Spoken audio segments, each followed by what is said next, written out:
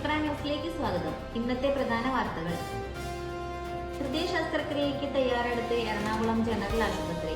രാജ്യത്താദ്യമായാണ് ഒരു സർക്കാർ ആശുപത്രിയിൽ ഹൃദയം മാറ്റിവെക്കൽ ശസ്ത്രക്രിയ നടക്കുന്നത്. തിരുവനന്തപുരം മെഡിക്കൽ കോളേജിൽ നിന്നും ഹൃദയവുമായി എയർ ആംബുലൻസ് എറണാകുളത്തേക്ക് വരും. കൊല്ലം സ്വദേശി ഷിബുവിന്റെ ഹൃദയം നേപ്പാൾ സ്വദേശിയിൽ വെച്ച് പിടിപ്പിക്കും. ഷിബുവിന്റെ വൃക്കകളും കരളും നേത്രപടലങ്ങളും ത്വക്കും ദാനം ചെയ്യും. കേരളത്തിൽ ആദ്യമായാണ് ത്വക്ക് ദാനം ചെയ്യുന്നത്. കേരളത്തിന് ഏറെ അഭിമാനിക്കാവുന്ന കാര്യത്തിലാണ് നമ്മൾ സാക്ഷ്യം വഹിക്കാൻ പോകുന്നത്. ഷൈൻ ടോം ചാക്കോയുമായി ബന്ധപ്പെട്ട ലഹരി കേസ്. താരം കുറ്റവിമുക്തനായേക്കും.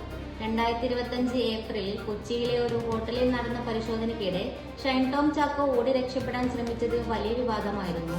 എന്നാൽ ശാസ്ത്രീയ തെളിവുകൾ ഇല്ലാത്തത് പോലീസിന് കനത്ത തിരിച്ചടിയായിരിക്കുകയാണ്. താരത്തിന്റെ ശരീര സാമ്പിളുകളിൽ ലഹരിയുടെ അംശം കണ്ടെത്താത്തതിനാൽ പോലീസിന്റെ ആരോപണങ്ങൾ ദുർബലമായിരിക്കുകയാണ്. പത്തനംതിട്ട കുമ്പളത്ത മണ്ണിലിറങ്ങിയ കടുവ വനംവകുപ്പിന്റെ പിടിയിൽ. കഴിഞ്ഞ കുറച്ചു നാളുകളായി നാട്ടുകാരെ ഭീതിയിലാഴ്ത്തിയ കടുവയെയാണ് വനംവകുപ്പ് കൂട്ടിൽ വീഴ്ത്തിയത്. വളർത്തുമൃഗങ്ങളെ നിരന്തരം ആക്രമിക്കുന്ന കടുവയെ പിടികൂടിയതിൽ വലിയ ആശ്വാസമെന്ന് നാട്ടുകാർ പ്രതികരിച്ചു. കടുവയെ അവിടെ നിന്ന് കൊണ്ടുപോകുന്ന കാര്യങ്ങൾ പുരോഗമിക്കുന്നു. എയർ ഇന്ത്യ വിമാനം സാങ്കേതിക തകരാറിനെ തുടർന്ന് ഡൽഹിയിൽ തിരിച്ചിറക്കി.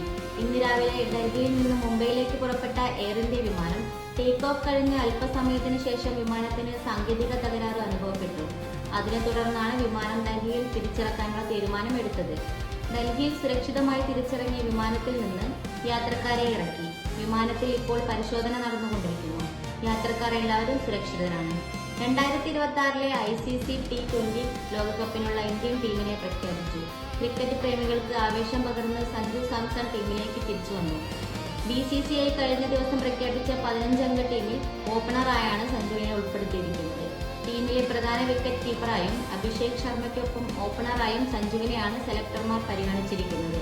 മോശം ഫോമും ഫിറ്റ്നസ് പ്രശ്നങ്ങളും കാരണം ഉപനായകനായിരുന്ന ശുഭ്മാൻ ഗില്ലിനെ ലോകകപ്പ് ടീമിൽ നിന്നും ഒഴിവാക്കി. ഇതുപോലുള്ള ന്യൂസ് അപ്ഡേറ്റ്സിനായി വിപ്ര ന്യൂസ് സബ്സ്ക്രൈബ് ചെയ്യൂ.